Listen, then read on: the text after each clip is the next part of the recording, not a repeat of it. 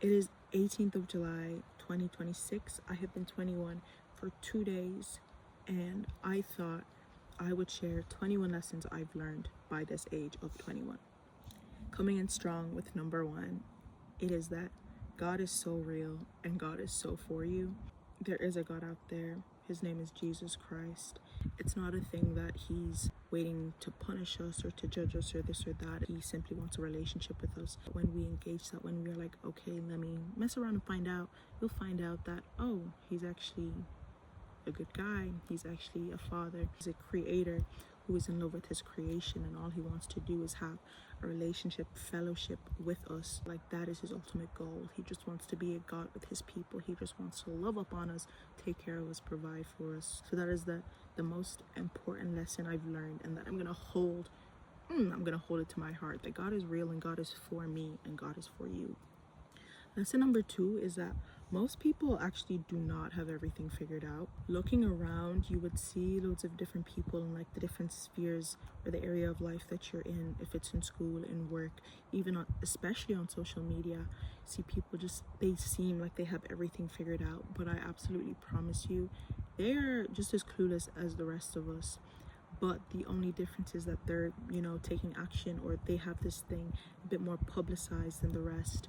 But I promise you, nobody knows what's going on 110% of the time, and that sometimes they're just showing up and faking it until they make it, or just doing what they've always done, and like that's brought them to where they are so far. Number three is that everyone is struggling or suffering in one way or another. Again, with the looking into other people's lives and people around you in social media, you would think that, oh, this person has such a perfect life. They have no issues, no worries. They seem like they're the perfect family. Oh, that relationship is so amazing. I wish I had that. Everyone is suffering. Everyone has that thing that keeps them up at night. Everyone has a mental kind of block or this just an issue within them. No one is perfect. No one is always so sorted. No one is always so, I am okay in every single area of my life. There is always something, even if it's one thing, that really does affect them. And that is to say that it's not just you. You're not the only one suffering, that the world isn't out to get you. Like, this is actually a universal thing. Everyone is in this together. The fourth lesson is nothing lasts forever. And this isn't actually a good thing or a bad thing. This is just a thing that genuinely is. Nothing lasts forever. The past year of my life has actually been like quite rough. I would have such lows, and they were low lows. And there would be times I'd think about giving up. There'd be times it's like, oh my gosh, how could anyone like live through this? Like, how could anyone actually go on after this? Or like, what is the point? But I'm here to testify that didn't last forever. And in as much as that, I still get like that sometimes. But the thing is, those moments don't last. This is genuinely just the thing that is. So you need to realize that and use that to your advantage. And trust me, I have been there so too many times actually, and I even know that there are going to be times like that again, but I also know that it's not going to last. I have this thinking, I have this knowledge, I have this life lesson that I've learned and that I keep dear to my heart, that nothing lasts forever. So I don't need to make anything last forever. I don't need to make anything final, because it's not. Things flow, things move on, and that is the way of life. Lesson number 5 is that everything is working out for your good. The good and the bad, the highs and the lows, they are all consolidating to be a reality for you where you come out on top. I feel like people who have experienced lows, experienced bad days, bad lives, bad periods, they would look back and they would say, yeah, low-key, if I didn't have those days, I wouldn't be the person I am. If I didn't go through those things, if I didn't learn those lessons, if I didn't have these experiences, I don't think I'd be able to, be where I am today, how I am today. I think it's a way of realizing that everything plays into the bigger picture, and that nothing is nothing is for no reason. Everything does tie in to make a beautiful, beautiful art piece, and you just have to trust that. And if you trust that and you keep that with you, it'll make things easier. It'd help you along the way when you are in those bad times, because you'd realize, okay, this is gonna make a bomb ass story. Sorry, that was a bad word. You're like, okay, this is gonna be a cute story I'll tell the kids. Oh my gosh, like this is fitting in so well that when I come out on top, I'd be able to say this, and they'd be like, wow, oh my gosh, how did you? Yeah, I did that. I went through that, and now I'm here. Everything is working out for your good. It's a fact. Lesson number 6 is indeed that better days are coming, and they will come. The darkness doesn't last forever. Lesson number 7 is you have to change your mind to change your reality. I had this thing a few weeks ago, even still now, but this whole thing of paradigm shifts, where you just have to change what you believe, but change what you accept as reality, and go about making your own, go about building the mindset, the life, the reality, your surroundings, the environment that you really want. You don't have to continue to believe the things that you're shown, the things that have been instilled with you, the things that, you know, everyone around you operates by. You can change your mind, and then you change your reality. Lesson number 8 is that perspective is everything. What you see is what you get, and it affects how you operate. If I was wearing sunglasses and I step outside today, bright as it is, if I have sunglasses on and I forget that fact, I'm like, oh my gosh, it's so dark, everything's so gloomy, this is such a bad day, oh my gosh, blah blah blah. But then if I put on my normal glasses, I'd see, oh, it's actually a beautiful day. The sun is actually out.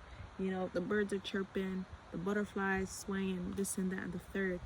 How you see affects how you operate, affects how you pour out into the world. Lesson number 9 is being surrounded by like-minded people is actually very important. I've never been one to, like, you know, hang around with loads of people. You don't need that. You actually don't need, you know, the friend group of 20 billion plus people. You just need a couple, or even genuinely even a few. But the most important thing is that they are like-minded, is that they think how you think, and they have a vision, a similar vision to you, or they at least operate on the same principles, the same values.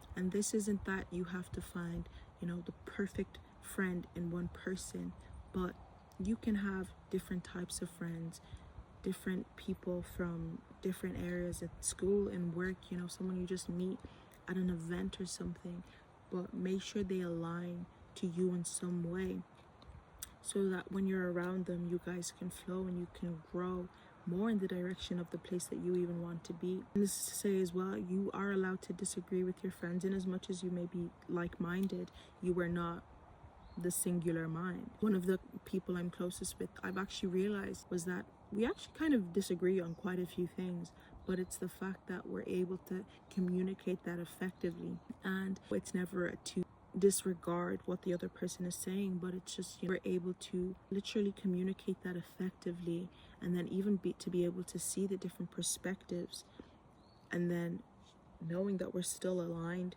on the basis of what we believe and how we think, but then we're just looking at the same thing at a different angle. It's actually even eye-opening. So I would say having friends who you guys just agree on absolutely everything all the time is less of a service than having that friend where you guys have and share the same values, but you do disagree on certain things, because you are able to see another perspective. You're able to look at the same element a bit deeper than you would have.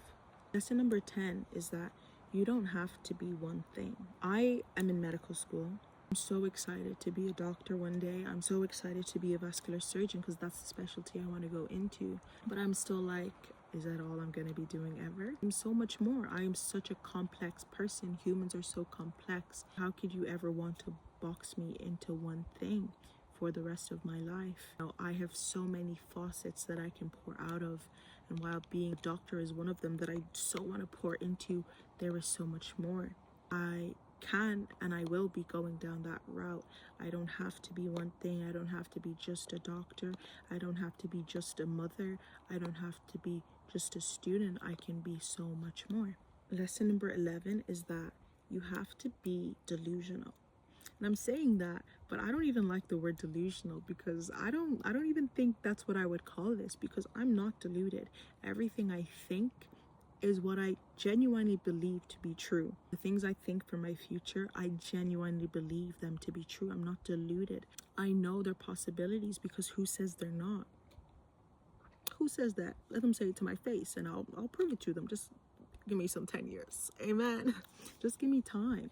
The key to becoming the best version of yourself, the version of yourself you truly want to be, is to just have an unlimited, deep-rooted, vast level of self-belief. Because I believe the best version of you doesn't look like the best version of me. But I would hope that the best version of you also doesn't look like anything you are today. Because if the best version of you is like, oh yeah, I just need to do this one thing or this two things and then I'm there, maybe you can do more, you can go deeper. Because the best, the ultimate version, that is going to be a vessel that takes time to be made and to be, you know, processed and to be manufactured, developed, this, that, and the third. I just believe that if you have that belief, if you have that image of that person, and you stick with it, you return to it, and you pour, you know, I can actually become this. Yes, it's far. Yes, like I'm just a student right now, but I want to become, you know, a pilot. No one in your family has been a pilot before. Okay, you can do it. Believe in yourself. Do the things you need to do. Surround yourself with people who encourage you, people who as well would tell you, yes, I believe you can do it. Not, what are you talking about? We don't even have planes in this country. Like, no, you need an unlimited, a deep level of self-belief. So number 12 is that you have to invest in yourself. And I'm talking about health, education, upskilling, even enjoyment. Like, you need to invest in yourself, because if you don't, who will? If you don't give yourself the things you need, why do you think anyone else will? And that's another thing. Like, you are responsible for you. I'm 21 now, you know, I'm an adult. Like, oh my gosh, I'm just a baby. But it's true. Like, I'm an adult now. Like, how can I expect my friends to invest this and that into me if I don't do it in myself? How can I even think that I would want another person, you know, I believe I deserve better, I should have this and that. Do I even give myself this and that? You know, like, you are where you are, and it's like, no, I want to be earning this, or I want to look like this, or I want to have this, blah blah blah. But do you even, if you had the chance, would you even give yourself that? Would you even give yourself the opportunity to learn more, you know, to do more, to have more experiences? You have to invest in yourself. Lesson number 13 is that life is a marathon, not a sprint. You need to realize that, I don't know about y'all, but I got maybe, I'm 21, I got maybe some 80 or 90 more years. That's a lot. Yeah, I got 80 or 90 more years to go. And that's a long time. I've only lived 21 years. And bro, I've genuinely lived a lifetime. And now I got to do that times 4. This is a marathon. We are doing at this, we're going at this, and we have to, you know, we have to pace. We have to pace, we have to continue, we have to run, we have to look forward always, we have to keep on going, because this is not the end point yet. This is a very, very, very long marathon, and we have to keep on going till the end. Lesson number 14 is that you can't give 100% all of the time. This will actually be more detrimental than it will be good. It's not sustainable. I've had the mindset of, I need to develop my discipline, my consistency, my resilience over the past wee while. And it's like, I'm starting to realize that 100% all the time, it is better to be 60% today, 90% tomorrow, 30% the next day, 50% the day after that. That is way better than trying to go at 100%, trying to be so hard on yourself to achieve something that is so unsustainable, and then you fail anyway, you stop anyway. Then you're better off, because you're like, no, I'm not gonna do it if I can't give 100%. I'm not gonna put in 80% today because it should have been 100. No, because that is how you would start. You'd go, you would fly, but then you would wreck. You would fall, you would wreck, and you would not continue, you would not keep going. That is why it is better. I've discovered discipline, consistency, resilience. It is not upwards all the time. It is the fact that you're going up and down, up and down, up and down. But the fact is, after you go down, you get back up again. That is what true resilience is. That is what true consistency is that you when you stop, you continue again. Because if you look at it from, the larger point of view, someone would look at that and be like, that's pretty consistent, because you started again. You didn't leave it at the down point. You didn't leave it at the point you didn't finish. So you need to be less hard on yourself and realize that some days are going to be lighter days than the rest. Some days I'm not going to be able to put as much work into this. Some days I'm not going to have as much workflow, as much effort. I'm not going to work as fast of a pace, but I'm still here. I'm still present. So therefore, I'm showing up. I'm doing what needs to be done, and that is okay. Lesson 15 is you are on your own timeline. You are not behind needing to catch up, nor are you ahead needing to suddenly measure up to everything that is, presented to you. Lesson number 16 is that comparison will only stress you out. That is it. I was listening to a podcast one time. It said, comparison, when applied narrowly, is the teacher of skills, but comparison, when applied broadly, is the thief of joy. And that's it. You can use comparison for little things, market research, and just observing the field. You can compare study methods. You would ask your friend, oh, how do you study for this thing? I study this way, they study this way, and you're like, oh, that's actually a bit more effective. Let me try and incorporate that into my schedule. That is a teacher. That is a teacher of skills. You are upgrading your efforts. You're upgrading how you do things. But then if you look at someone's life and it's like, okay, so they're 21 and they got the mansion, they got the supercar, they got I don't know what they got, but they got it all. And it's just like, oh, okay, so I'm done. It's over for me. No, you're just doing that for no reason. Lesson number 17, you can learn from absolutely everyone. I believe knowledge is everywhere if you look for it, if you have the right eyes and the mind to, filter it out. You can learn from absolutely any and everything. And you should be, because if you don't and if you can't, that actually says more about you than anything else. If you look at someone who is wise, someone who has a PhD in a certain subject, you can learn so much from them, of course. But then if you look at someone who is actively destroying their life, you should be able to learn from them. You should learn what not to do, what, where not to spend your time. If you look at their character, their mannerisms, what they put their time into, you'd be like, okay, so this is what not to do. You need to realize that lessons are being shown to you all the time. It's up to you if you take in the information, the knowledge, and discern it correctly to act accordingly. So it's never a thing that you're being taught by someone. It's like, oh, they're teaching me nothing. They're teaching you a lot, even by the things they do and the things they don't do. Lesson number 18, it is better to speak. That whole, is it better to speak or should I? I'm telling you right here, you've heard it from me first, it is absolutely better to speak. And this is something I'm still learning myself. Keeping it in will only rot you from the inside out. It is absolutely better to voice how you're feeling than to just keep it inside, because that builds so much resentment. And even sometimes the other person could genuinely be blissfully unaware. They could be ignorant of the fact that they're causing you pain or harm or this or that. But the second you come to them, they might be like, oh my gosh, I didn't know that. I'm so sorry. I will, try to change immediately, this and that and the third. But if you'd never went to them in the first place, they would never have known, and it would have continued. But then you would have started to hate them, not for no reason. Your reasons were very valid, but they just never knew that because you never communicated. Lesson number 19 is to avoid failure is to avoid success. Everyone tries and everyone fails. The people who succeed are the people who choose to try again and again and again until they do. I could have more failures than person B, but then if you look at it again, I could also have more successes than person B, because person B decided to stop trying altogether. But me, I continued even after a failure and the next and the next and the next.